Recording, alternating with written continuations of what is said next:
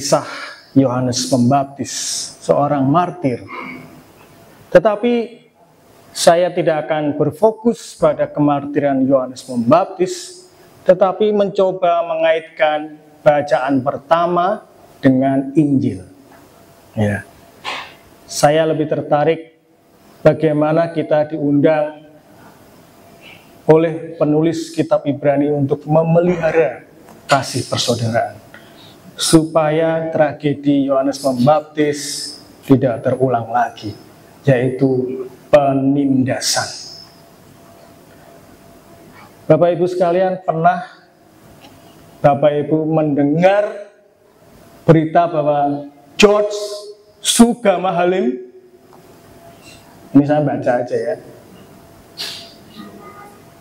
anak sebuah toko roti Lindayes di Cakung, Jakarta Timur, namanya menjadi viral karena dia menganiaya pegawainya, seorang perempuan berinisial DAD umur 19 tahun. Terjadi 17 Oktober 2024, ia melempar kursi ke DAD pegawai itu, memaki pegawai lainnya. DAD lalu ditarik keluar toko dalam kondisi kepala berdarah. George bersumber, ia kebal hukum. Kasus itu viral, George diburu, ditangkap di sebuah hotel di Sukabumi, dan dia dipenjara. Juga ada seorang menteri yang tiba-tiba lewat WhatsApp memutus kontrak atau memecat asistennya. Sempat viral dengan semena-mena seorang menteri. Bapak Ibu sekalian, problemnya kan adalah bagaimana dari dua contoh ini kita mau menghargai martabat manusia. Yang kita hadapi itu manusia, bukan hewan. Meskipun menjengkelkan, iya. Maka kita itu mohon rahmat kesabaran. Kalau kesabaran kita itu, kalau kita mengandalkan kesabaran kita, habis kita. Kesabaran kita itu sejauh kita kuat.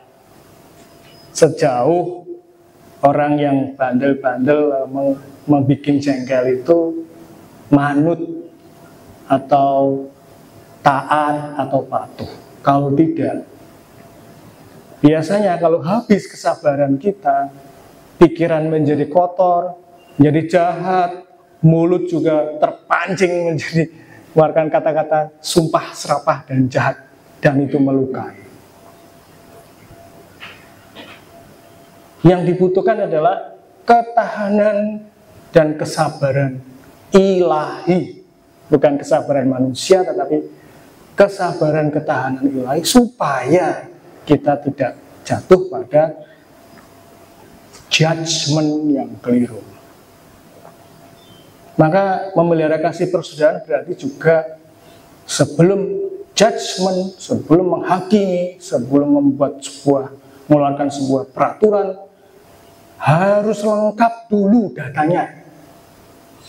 Kenapa, terutama motivasi, kenapa dia melakukan itu, kenapa kok tidak mengikuti aturan, kenapa, harus ada understanding tentang latar belakang, konteks, penting itu. Saya kepala sekolah di Loyola Semarang 6 tahun, lalu di Gonzaga Jakarta Selatan 4 tahun sebagai moderator. Wah, sering sekali menghadapi anak-anak yang bandel-bandel.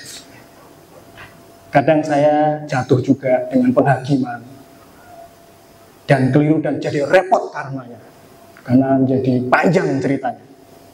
Padahal hanya nggak sengaja, tetapi berbuntut panjang. Itu karena saya tidak mampu menahan diri, karena saya tidak bisa bersabar, sehingga salah mispersepsi.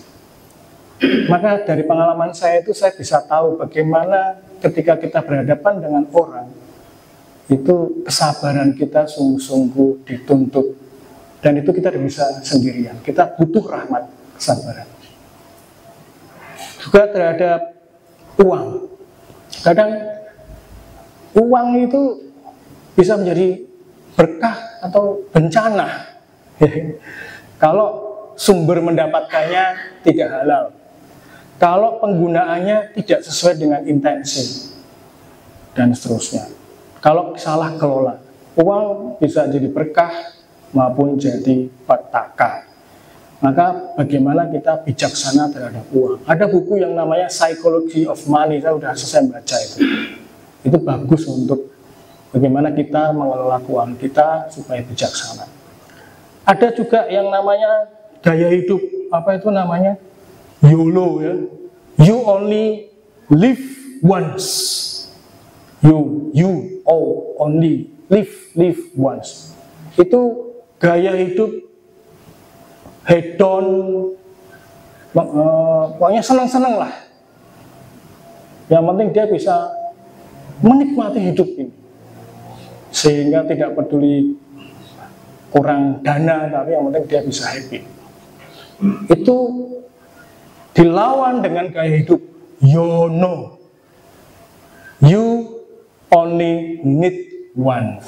YONO, you only need one. Itu gaya hidup karena pajak pada naik, inflasi juga naik, sehingga harga-harga naik, sehingga ya wis kita memuaskan diri dengan apa yang kita miliki.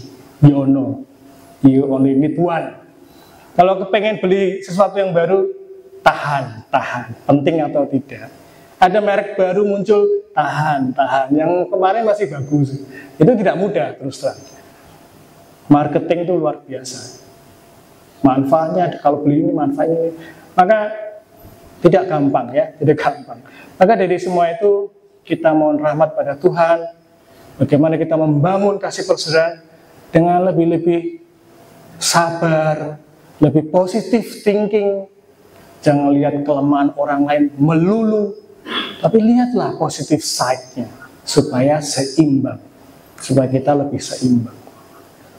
Itu semoga rahmat Tuhan memampukan kita untuk membangun kasih persaudaraan dengan cara-cara yang baik. Amin.